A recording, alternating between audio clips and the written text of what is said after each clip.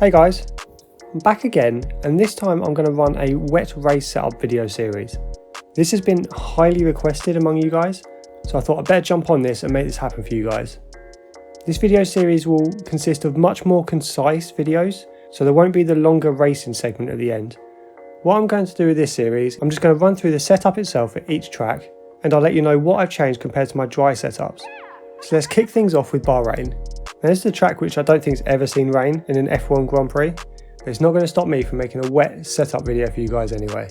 So start off with the aero. I'm running 8 at the front and 10 at the rear. So this is 2 steps higher on the front and 1 step higher on the rear compared to my dry setup. This should give you a little bit more bite at the front end, which is crucial in the wet weather. Then jump into the transmission. I've gone for an on diff of 50%. You'll find this is pretty much consistent across most of my wet race setup videos, because you essentially want your on throttle diff as low as it can be in the wet.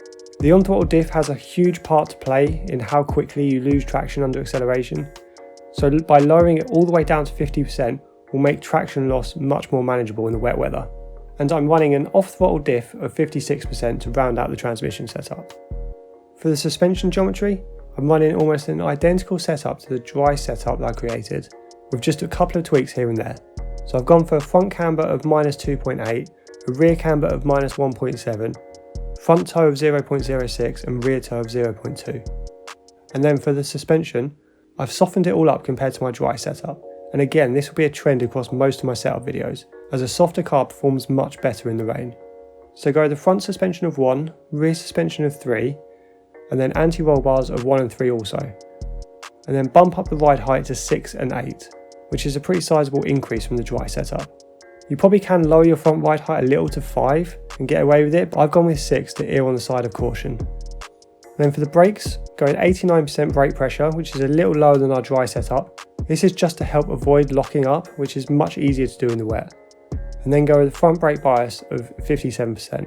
I like to tune my brake biases a little more frontward in the rain, just to give me a little bit more braking performance in a straight line. Because I feel if you go a little bit more rearward on the brake bias, it's so easy to lose the rear end under braking. Finally, round this setup out with tyre pressures of 21.4 on both fronts and 20.7 on both rears. Just like the suspension setup, I've lowered these tyre pressures compared to our dry setup by a couple of points. This will help increase the contact patch your tyres have with the road, giving you a little bit more ultimate grip. And that'll do it for our first wet race setup for F1 2021. I hope you've enjoyed it, and if you have, drop this video a like and let me know how you get on in the comments below.